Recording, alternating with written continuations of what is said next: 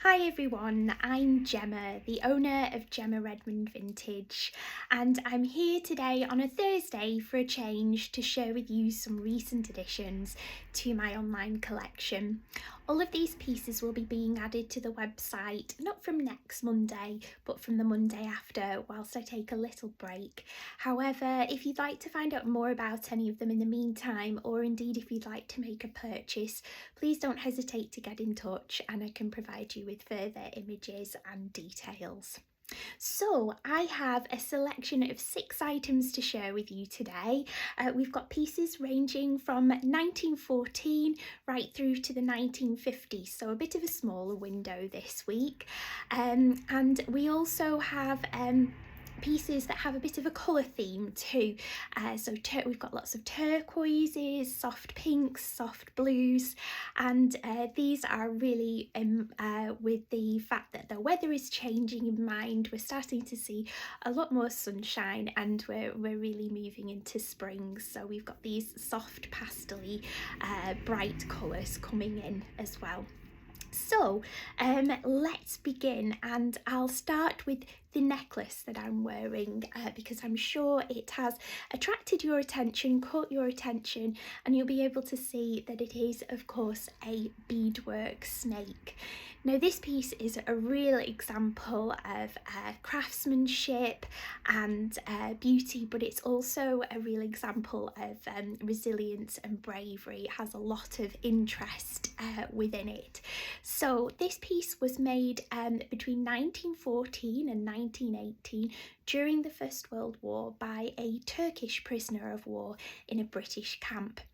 Most likely the prisoner of war was in a camp based in Egypt. However, we know that prisoner of war camps during the First World War were even located in places like the Isle of Man. So the exact location of its construction isn't precisely known, but we can certainly say the dates that it was made between 1914 and 1918.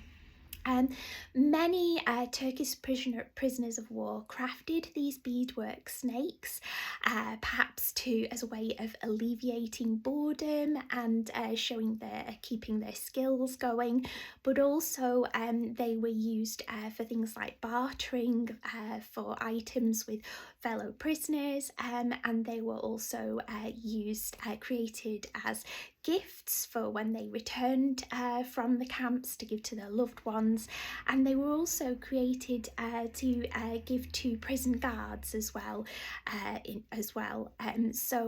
They were used for various purposes. We often see the snakes created just as simple snakes, as ornaments, but we also see the snakes created in necklace form, as you can see here.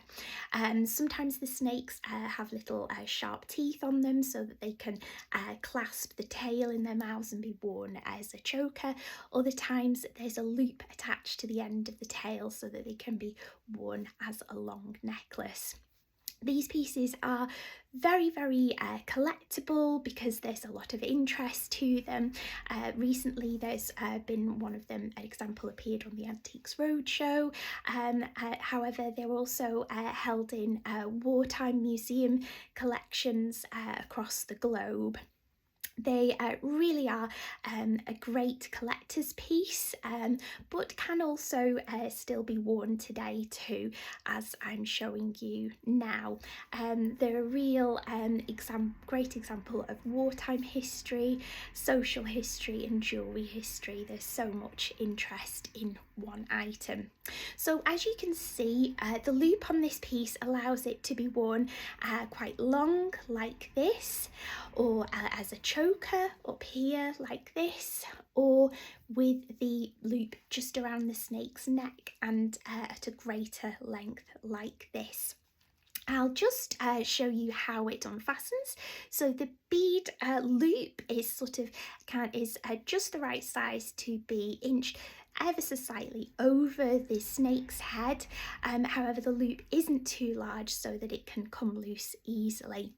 The loop is a recent addition to the piece. It's been restored by a historical beadwork expert for me, and as you can see, it's really in keeping with the design of the snake himself. So I'll just show you his face. As you can see, he's really charming, and whoever created this piece was a real craftsman, because it has really stood the time very well too. Often you see beads falling off these pieces, or indeed the stuffing coming out of them. This is most likely stuffed with horsehair.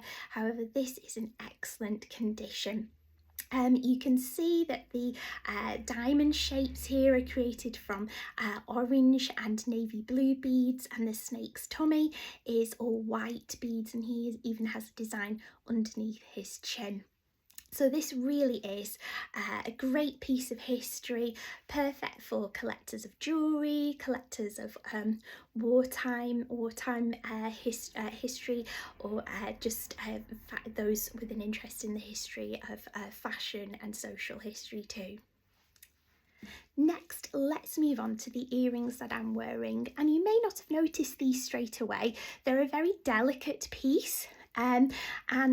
You will see, if you look carefully, that they depict a pink rose with a turquoise backdrop, and then they're surrounded by a halo of pale blue rhinestones. The rose is created from enamel, which means that these earrings were most likely made in Limoges, France, which was a real centre for enamel work and enamel jewellery production. They date from the 1940s, I'm not sure if I mentioned that, and they are screwbacks, but they're very, very comfortable indeed. I'll just hold my hair up so you can see the scale and how pretty and sweet they are. They come with a matching brooch, so I'll show you this piece too, and in the brooch, the design that we see in the earrings of the delicate rose with the frame of blue rhinestones is echoed in here. So you can also see that this piece is constructed from gilded metal, and it has a lovely strong fastening pin to it as well. I'll just take the earrings off so you can get a closer look at them. These would perhaps be perfect for a spring or summer wedding, but they're delicate enough that they can be worn every day too. Here you can see these lovely earrings and their screwback reverse. Next, let's move on to another piece from the 1940s. This bracelet is really, really sweet again, and is constructed from celluloid. We've got celluloid panels linked together with gilded metal. Often celluloid bracelets come in bangle form.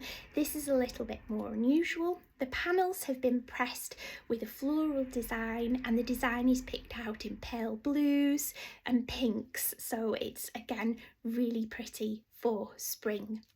I'll just take it off so you can have a closer look. It fastens with a box clasp, so it's nice and easy to open and close, and you can see the design there for yourselves. It's really, really striking. And then the reverse of the bracelet, you can see it's made from celluloid. Next, let's move on to a pair of earrings. These earrings date from the 1950s, and they're a great example of Italian glasswork. They are stamped on the reverse, made in Italy, and they are clip-on. These earrings were most likely made in Murano, and they feature a really lovely flower in bloom design, or perhaps even a sunburst motif. The petals of the flower are made from a blue foiled lampwork glass, and then the central glass cabochon has red and green foil within it, so the colours are really vibrant. They're a very rare survivor as well. Pieces with this type of glass, which is shaped and moulded and really, really protrudes from the earrings, are incredibly delicate, as you can imagine. So for examples to survive like this from the 1950s is really rare indeed. So I'll just pop my hair up so you can see how they look, and you can see they're really striking. They offer a great pop of colour for any look, I'm sure you'll agree. Let's move on now to another piece of glasswork, and this is a 1930s pendant, and it was most likely made in Czechoslovakia. This is because it features a bunch of grapes design, which we often see in Czechoslovakian jewellery from this period. The vine leaves are constructed from silver tone metal and are delicately pressed with the veins of the leaves, and then suspended beneath we see the grapes themselves, and these are made from pink marbled glass beads. They are attached to wire, which allows the shape of the bunch of grapes to be manipulated a little bit, which is a nice feature, and the bail is attached to the reverse of the vine leaf here. I'll just hold it up against me so you can see what it would look like worn on a pendant against your skin tone, but perhaps it could be laid with other charms and pendants on one chain too. I'll take these off so I can show you my final item and final pair of earrings. These earrings date from the 1950s, and those of you in the know will see that they do bear a bit of a resemblance to pieces created by Louis Rousselet in France.